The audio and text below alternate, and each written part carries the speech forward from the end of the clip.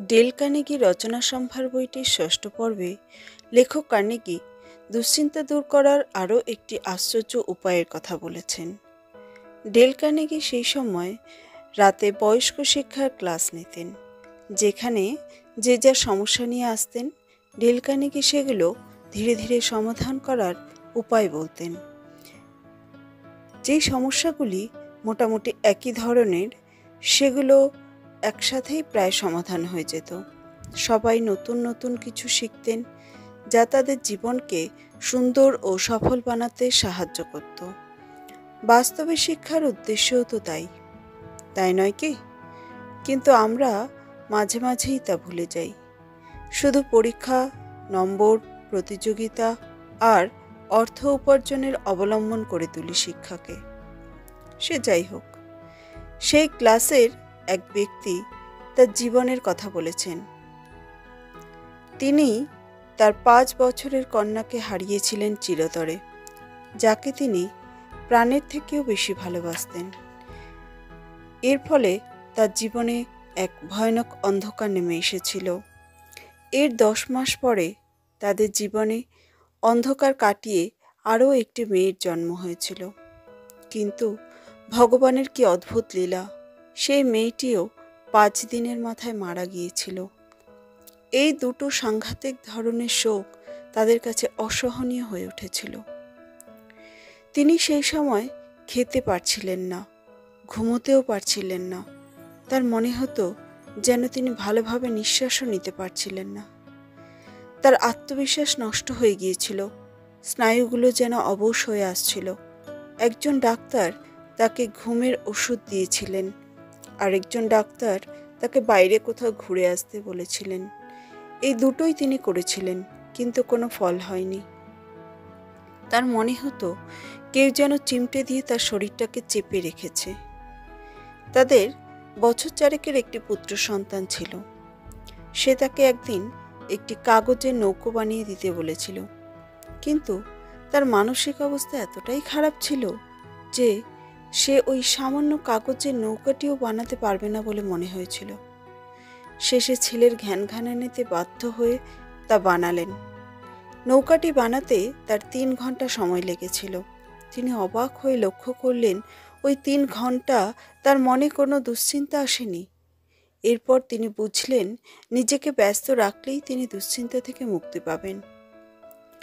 এরপর কয়েক মাসের মধ্যেই তিনি আবার পূর্বের ন্যায় স্বাভাবিক জীবনযাপনে সমর্থ হলেন। বিশ্বযুদ্ধের সময় উইনস্টন চার্চিল দিনে 18 ঘন্টারও বেশি সময় কাজ করতেন। তাকে এক সাংবাদিক প্রশ্ন করেছিলেন, সেই সময় কি তার দুশ্চিন্তা হচ্ছিল না? উত্তরে তিনি জানিয়েছিলেন, তার উপর এক বিরাট গুরুদায়িত্ব রয়েছে, তাই তাকে সারাক্ষণ ব্যস্ত থাকতে হয়। দুশ্চিন্তা করার মতো সময়ই তার কাছে নেই। জর্জ বার্নার্ড শ বলেছিলেন, দুঃখী হয়ে ওঠার রহস্য কি জানেন? আপনি সুখী না দুঃখী সেটা ভাবার মতো সময় থাকা, অর্থাৎ অযথা বসে বসে চিন্তা না করে কাজে লেগে পড়ুন। এতে আপনার শরীরে রক্ত চলাচলও ভালো হবে, মনও চনমনে থাকবে, মন থেকে সমস্ত দুশ্চিন্তা চলে যাবে। তাই সবসময় নিজেকে ব্যস্ত রাখার চেষ্টা করুন। আর এটাই হলো দুশ্চিন্তা দূর করার সবচাইতে সস্তা এবং ভালো ওষুধ। আর কাজে ব্যস্ত থাকলে হয় আপনি সফল হবেন অথবা কিছু নতুন শিখবেন, ক্ষতি কিন্তু কোনোভাবেই হবে না। দ্বিতীয় বিশ্বযুদ্ধের সময় লেখক কার্নেগি শিকাগোর এক গৃহকর্ত্রীর সঙ্গে কথা বলেছিলেন।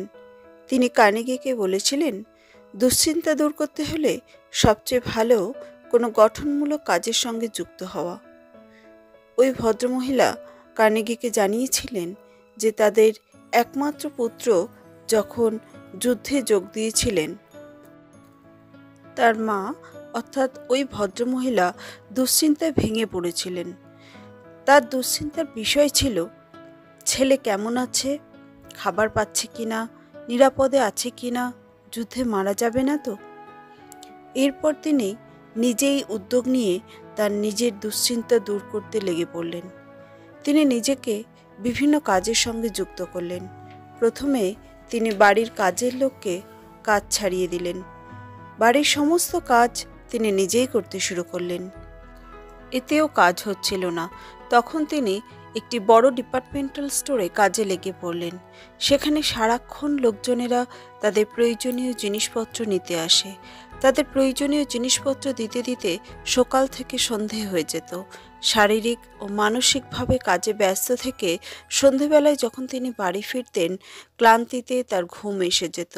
ফলে তিনি চিন্তা থেকে মুক্তি পেতেন। এ প্রসঙ্গে লেখক কার্নেগি আরও একজন ব্যবসায়ীর কথা বলেছেন, যার নাম ছিল ট্রেমলার লংম্যান, যিনি ছিলেন নিউ ইয়র্কের ক্রাউন ফ্রুট কোম্পানির কোষাধ্যক্ষ। কোম্পানি তাদের $5 লক্ষ দিত, যা দিয়ে 1 গ্যালনের একটি টিনের পাত্রে স্ট্রবেরি ভরে আইসক্রিম কোম্পানিগুলোকে বিক্রি করতে হতো। তারা 20 বছর ধরে এই কাজ করে আসছিলেন, কিন্তু হঠাৎ আইসক্রিম কোম্পানিগুলো গ্যালন টিনের পরিবর্তে বড় বড় ব্যারলের স্ট্রবেরি কিনছিল। ফলে তাদের ব্যবসা মার খেতে শুরু করেছিল। তাদের $5 লক্ষ আটকে গিয়েছিল, যেহেতু আইসক্রিম কোম্পানি সেগুলো কেনেনি। 12 মাসের জন্য আরও $10 লক্ষ স্ট্রবেরি কেনার চুক্তি করা ছিল, যা আর দরকার ছিল না। আর তা কেনার জন্য $3.5 লক্ষ ধার করা হয়েছিল ব্যাংক থেকে, যা শোধ দেওয়াও তখন তাদের পক্ষে সম্ভব হচ্ছিল না। যেহেতু তাদের ব্যবসা মার খাচ্ছিল, ফলে লংম্যানের অসহ্য মানসিক চাপ তৈরি হলো। দুশ্চিন্তায় তার রাতের ঘুম উড়ে গিয়েছিল। তিনি খুব খিটখিটে ও বিরক্ত হয়ে থাকতেন। তার খুব ভয় লাগছিল। তিনি কি করবেন কিছুই বুঝে উঠতে পারছিলেন না। তারপর অনেক চিন্তা ভাবনা করে তারা স্ট্রবেরিগুলো খোলা বাজারে বিক্রি করার সিদ্ধান্ত নিয়েছিলেন। এরপর তার আরও অন্যান্য বিষয় নিয়েও দুশ্চিন্তা হতো, যেমন ইটালি থেকে যে চেরি কেনা হয়েছিল সেগুলোর কি হবে, হাওয়াই থেকে যে আনারস কেনা হয়েছিল ওগুলোরও বা কী হবে। যদিও বাস্তবে ওগুলোকে নিয়ে চিন্তা করার মতো কিছুই ঘটেনি। দুশ্চিন্তায় তার মনে হতো যেন তার স্নায়ু ভেঙে পড়বে। এরপর এই দুশ্চিন্তা থেকে বেরোতে তিনি তার কাজে আরও অনেক বেশি সময় দিতে শুরু করলেন। নতুন নতুন কাজের দায়িত্ব নিতে শুরু করলেন। এইভাবে 3 মাসে তার দুশ্চিন্তাও কমলো এবং ব্যবসাও আবার আগের জায়গায় ফিরে এলো। এরপর আর কোনো দিনও তাকে দুশ্চিন্তা ও নিদ্রাহীনতায় ভুগতে হয়নি। চার্লস ডারউইনকে আমরা কে না চিনি, তিনি যথার্থই বলেছেন, আমরা যদি সারাক্ষণ নিজেদের কাজে ব্যস্ত না রাখি, শুধু বসে বসে চিন্তা করি, তাহলে আমাদের মনে এক দুষ্টু প্রকৃতির ভূত জন্ম নেবে, যে আমাদের কাজের ইচ্ছাশক্তিকেই নষ্ট করে দেবে। বিখ্যাত বিজ্ঞানী পাস্তুর বলেছেন, ল্যাবরেটরিতে ও লাইব্রেরিতে সবসময় শান্তি বিরাজমান। এর কারণটা কি জানেন? এই দুটো জায়গাতেই মানুষ নিজেদের কাজ নিয়ে এত ব্যস্ত থাকে যে তাদের দুশ্চিন্তা করার অবসর হয় না। যে সমস্ত লোক গবেষণা করে তাদের স্নায়বিক অবসাদও কমই ঘটে, কারণ একসাথে কখনো দুটো বিষয় নিয়ে চিন্তা করা যায় না। এটা একটা একটা করে করতে হয়। তাই গবেষণাতেই চিন্তার এত কিছু থাকে যে অবকাশ ও অবসাদ দুটোরই কোনো জায়গা হয় না। ধন্যবাদ। যদি ভালো লাগে লাইক ও শেয়ার করবেন এবং এই ধরনের ভিডিও পেতে সাবস্ক্রাইব করবেন।